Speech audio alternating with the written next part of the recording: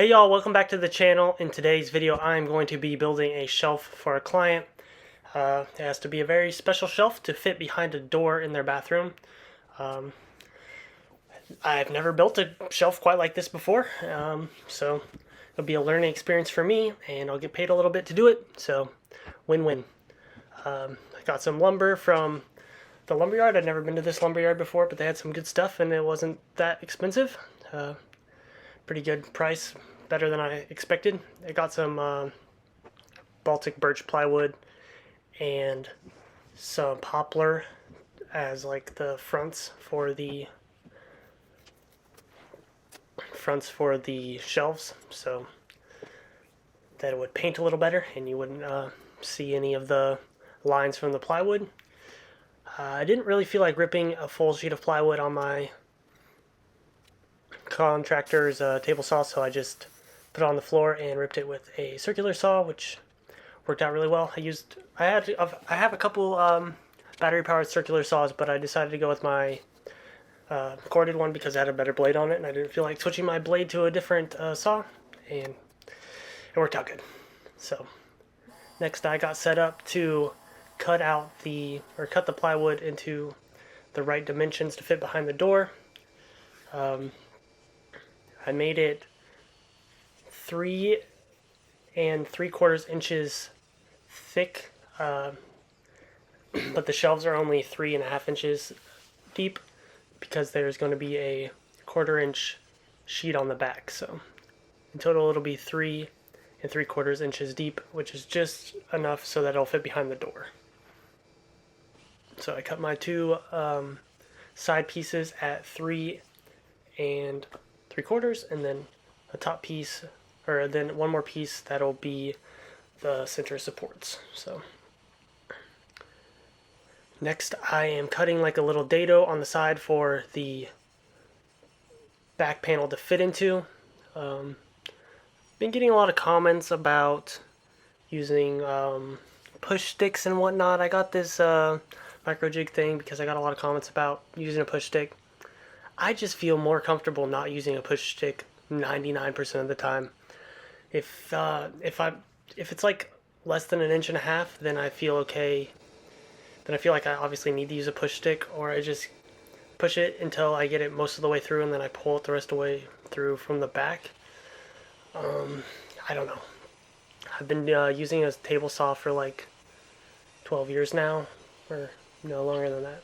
15, more than half my life, 15 years. I started taking woodshop classes when I was a freshman in high school, so probably like 14, and I'm 30 now, so I'm pretty comfortable with the table saw. I know to just not touch the blade, and obviously, things happen, but I feel like I'm more likely to touch the blade when I'm using a push stick because it just feels less secure, so that is why I use my fingers. But yeah, I ripped down the pieces for the front of the table saw. They're out of the poplar, and now I'm cutting the sides and the shelves to length. I didn't get all of the cuts in here, but it's fine. It's gonna be 75 1/4 inches tall, and then each shelf is 19 inches wide. That allowed me to get everything out of 3 8-foot long strips, which was nice. It's going to be, the bottom shelves are 15 inches, then the middle shelves will be 12 inches, and the top shelves will be 8 inches, so that it can be different sizes of materials, or bottles, or whatever they put in their bathroom. Next I cut out the back panel. This is a 1/4 inch thick Baltic birch. I put it on there to make sure everything was right, and then I tried to use this ripping guide that I usually use, but it just kept going. The Baltic birch kept getting pinched in it, so I just decided to clamp down a scrap piece of plywood to use as a rip fence, and once again used the corded circular saw for this to get a cleaner cut, and that worked great. Now I am gluing the frame, and I got a pin nailer just for this job, and I also got these corner clamps just for this job, and that made this super easy. Here I am using the spacers to glue and nail on the shelves. Now I am gluing and nailing on the poplar fronts. I was told poplar would be good for painting and sanding, and it worked out great for this. I've also heard people use maple. If you have an opinion whether poplar or maple is better, let me know. I glued this a little up on the other side, so I had to add a little piece down there so that there wasn't a gap. But that worked fine. Now I am using a flush trim router bit. I've never used one of these before, and I haven't really used this palm router I got very often either. So just learning, getting more experience on this kind of stuff in the shop, which was good. It was really hard to keep the router flushed on the top, like the I forget what the thing's called, that the table or whatever. I couldn't get it to stay flush against the top of these things because it kept wanting to round over. It would obviously be easier if it was like a tabletop or something, or if I had a wider base for the router. So I chiseled up the corners, and then I got to sanding. I did some by hand using that little emery board sanding stick, and then I went from 80 grit to 120 grit sanding. Let me know if you would have gone with an even smoother finish, but most of this was, Baltic Perch, so it's already very well sanded and smooth. And then I hand painted it on. I don't have a paint sprayer. I would really like to get like an electric one. So if you guys have any recommendations for an electric paint sprayer, let me know. I'm still getting used to learning about these kind of projects, but I feel like it turned out great on this one, so I'm happy with that. Here I'm gluing on the pieces that will be used to screw the piece to screw the shelf to the wall. It's going to be floating above the trim, so I did that, and I should have glued and nailed those on before I did any of the paint, but I forgot. And so now I'm just going to paint those and give a second coat to everything else.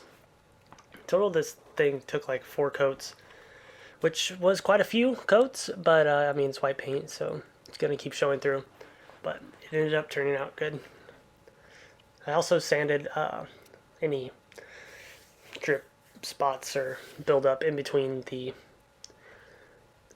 different paintings. You probably didn't catch this, but I put these on the wrong side. I want this to be the bottom, so I don't need those there. I need them on the other side, so I had to unglue them and re-glue them back down on this side, and I have to do the same on the top. If I left it there on the bottom, then there'd be less space for the things that are trying to put on the shelf, so I had to rip it up, but it didn't really damage anything, so it's okay. No one's ever gonna notice besides you guys and me, because, well, we saw it happen. Alright, and after all the painting, it's finally time to put it on the wall. This is where it's going, behind this door here. There's obviously not a lot of space, but I measured it, and it should work. So, first I found the studs, because I wanted it to be attached to the studs. My first time testing it behind the door in it, and I was very glad that it would fit, and I thought it would, but it's always good to when it actually does what you think it's going to do. There's no surprises. So pre-drilled some holes in the top and the bottom for some 3-inch long screws to go in, and then took me a couple tries to find out where the stud was. I couldn't really see it above the shelf, so but I eventually found it and made sure it was level, and then did the bottom one, and then I drilled holes all the way through on the other side, and then put in some little anchors because there was no stud over there. So did that, and then I had to go get some more screws and my caulking gun from outside.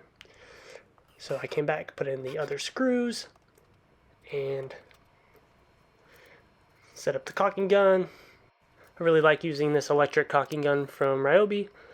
Works really nicely. It's nice for the hands.